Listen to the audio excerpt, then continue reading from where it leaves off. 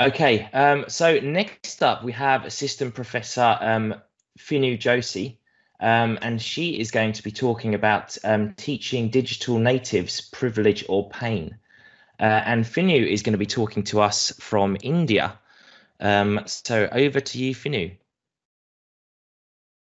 Is it okay now? Yep, perfect. Yeah. Thank you, Phil. Hello, all. Good morning, good afternoon, and good evening to each one of you, depending on whichever part of the globe you have logged in from. Hope all of you are staying safe. Honestly, I registered for this only because of the name Dr. Barbara Oakley. Some life goals she gives me. So it was by fluke that I filled in the form and caught Phil's attention. From the time that I realized I'm on this elite panel, I've had sleepless nights. So let me dedicate this to you and University of Kent for accommodating me, but also to all those irreplaceable, amazing humans we lost in the last 1 year. Some friends, some families. So this is my dedication to them. However good or bad, my attempt is only dedicated to them. So, digital natives and me was a topic that was gnawing at me since the past few years, but it began choking me as we switched to remote emergency teaching learning in the summer of 2020.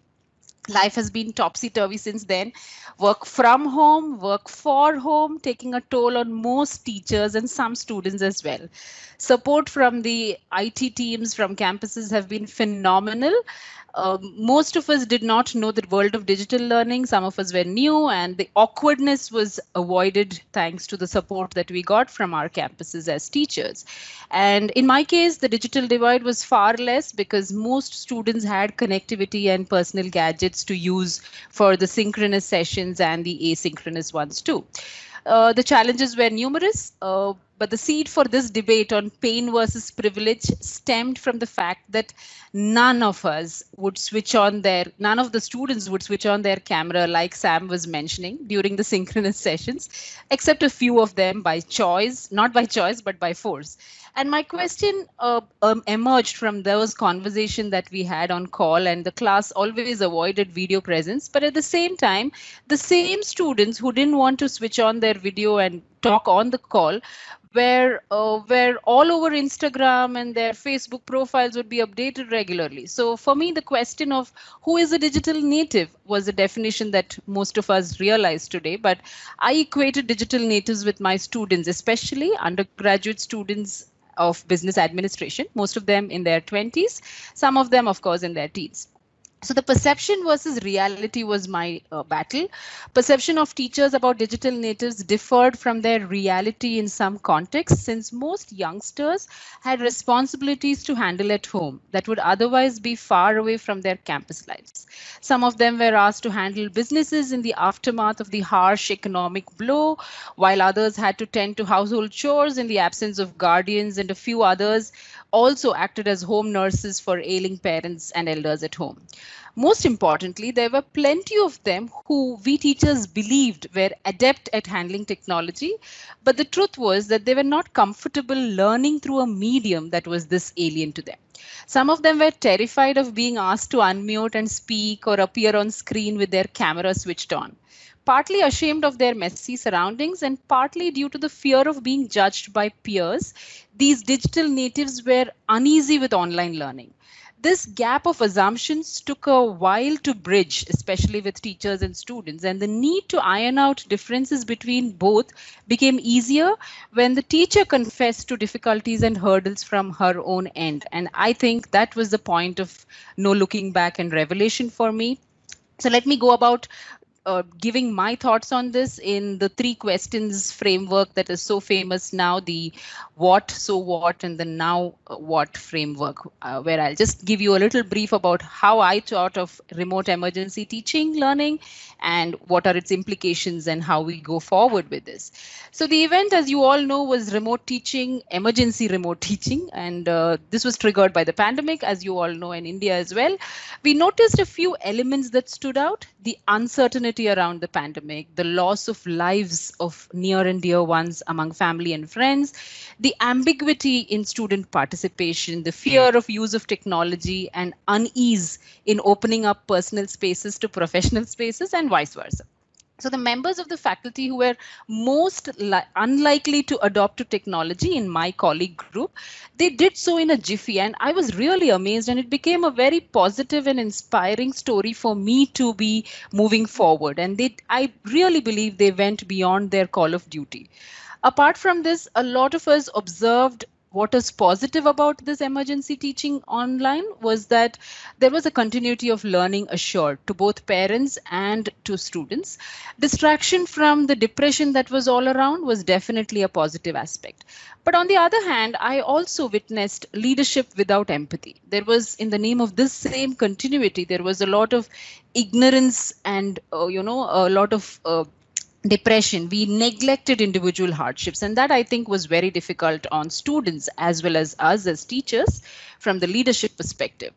So then I looked at what are identifying implications going to do. I think when I make sense of the facts, what happened with this, teachers were thrown into a space where they never wanted to be in. So it will continue to impact the mode of teaching that we all do. We are not comfortable, but we will continue to get used to this, and then one day we will be comfortable. It evoked in all of us a sense of compassion to deal with learners and educators too. Many stakeholders held educators in high regard, primarily due to this adaptation that we did, the paradigm shift in teaching methodology. It laid bare to parents at home the efforts that teachers put into ensuring continuity of learning. The key insights and conclusions drawn from this event of remote teaching are majorly in the area of pedagogy and practice. All teachers need to be prepared to keep online mode open, and students need to accept this new method of engagement in learning, and you can't refuse not to participate anymore.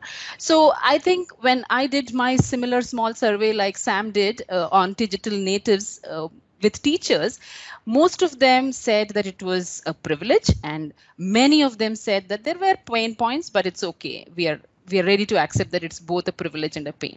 But I also was intrigued by what do students think about this. So when I asked students, many of them said that yes, it was a privilege and it was a pain, but there were a lot of them who admitted that I didn't enjoy it and I don't think this is the way to go forward. So the pain was also reflected from students' end.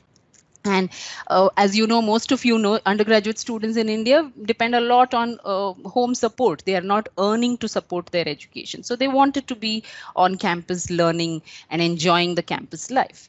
So what do we do? How do we go forward? And that's the last part of what I want to share. I hope I have enough time, Phil. You've got 2.5 minutes left. Okay, I'll run with this. So what do we make sense of it and what is the course of action? In order to move forward, we need to redesign our approach to curricula and pedagogy.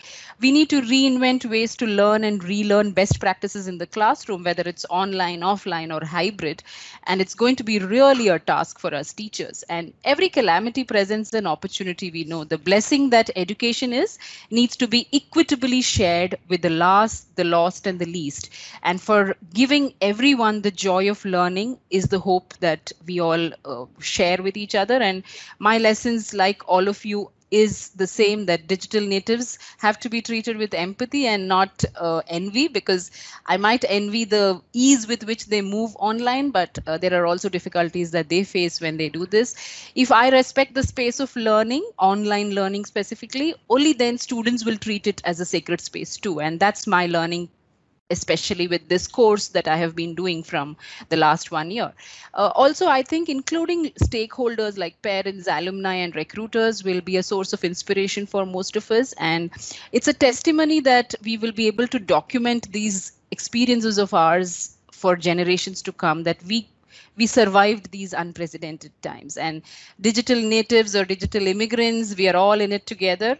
We might as well get out of it together. And I think we are bracing ourselves for another year of online learning, and all power to digital natives and digital immigrants as well. Thanks, Phil. Thanks for the time. I'll stop presenting.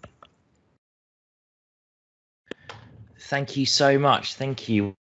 We've had a lot of comments in the chat, actually, but we do have one question. Let me just, I think it's from Rabina. Rabina, if you could stick your hand up, I'll be able to find you, and then you can ask the question yourself if you'd like. Ah, fantastic. Thank you. So.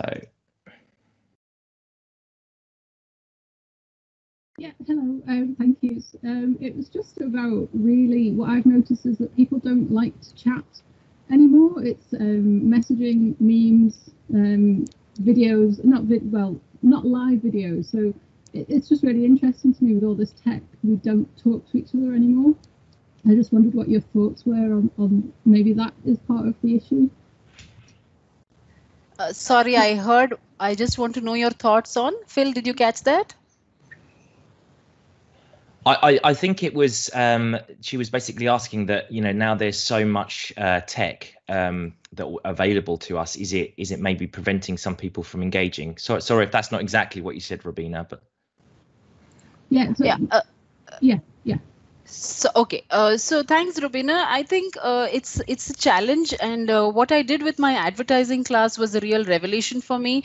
I in fact included these tools which they are comfortable with. So all my assignments were memes, they were podcasts, and they were something that they had to convert a podcast into a meme, and a meme into a podcast. So it's very challenging, but at the same time, I think they were using tools that helped them engage with what they are most comfortable with.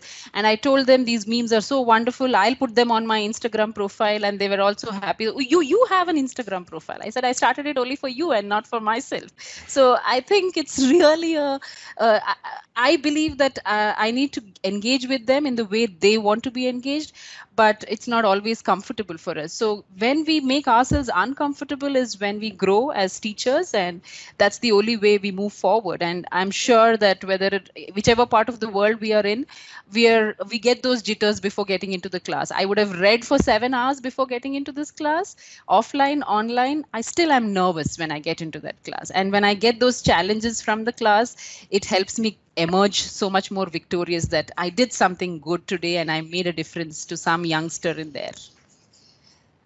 I don't know whether I answered, but that's a great answer, Phinu. That's a great answer. We do have time for one more question. So if anyone wanted to ask a question, if you could pop your hand up, and I'll allow you to unmute your mic so you can ask it.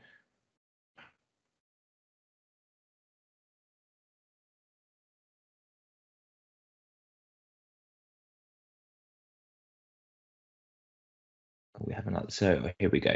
Okay, so I'm just going to unmute your mic now.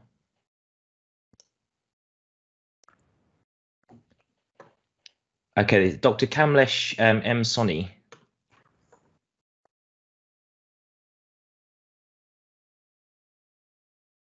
I think you're still muted. You need to unmute yourself.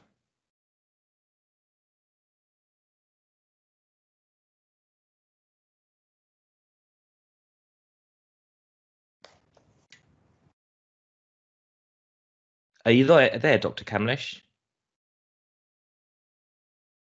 Okay. It looks I'll take that in the chat, Phil. Yeah. If you could jump into the chat, Phinu, to answer any of the other questions, that would be much appreciated. Thank you. Sure. Thank you. And apologies, Dr. Kamlesh. I'm not sure what the issue was there. Okay. If you could stop sharing your screen, please, Phinu.